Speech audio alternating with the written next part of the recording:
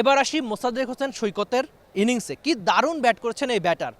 অনেকেই হয়তো হতো যে তাদের ক্যারিয়ারটা বাঁচানোর জন্য ডট বল অনেক বেশি খেলতো, নিজের জন্য খেলতো, রান করার জন্য খেলতো, কিন্তু না, মোসাদ্দেক হোসেন সৈকত আলাদা।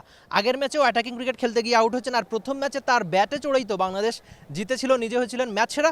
আজকের ম্যাচের প্রসঙ্গে আসি, দারুণ একটা 50। দলের যখন বিপদ তখনই যেন তার ব্যাটে একটা ঝকঝকে ইনিংসই আমি বলবো।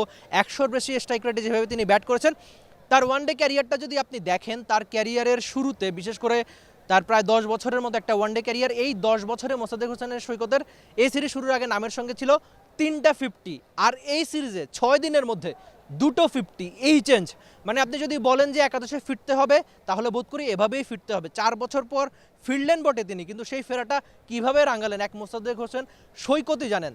সব মশার বিরুদ্ধে সুরক্ষা দিতে এলো বসুন্ধরা এক্সট্রিম অ্যারোসল, মশার বিরুদ্ধে এক্সট্রিম সুরক্ষা।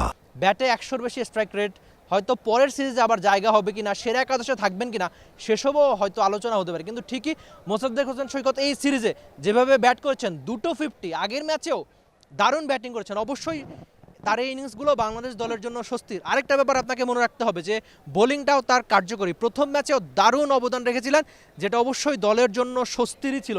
সঙ্গে আরেকটা ব্যাপার হতে পারে যে মোসাদ্দেকের এই ইনিংসটা আপনার কেমন লেগেছে।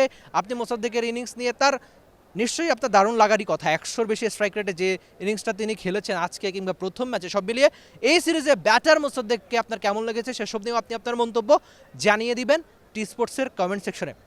For more updates, subscribe to our YouTube channel and click on the bell icon. Follow us on Facebook and Instagram. Download T Sports app to enjoy exciting games and highlights. Visit tsports.com.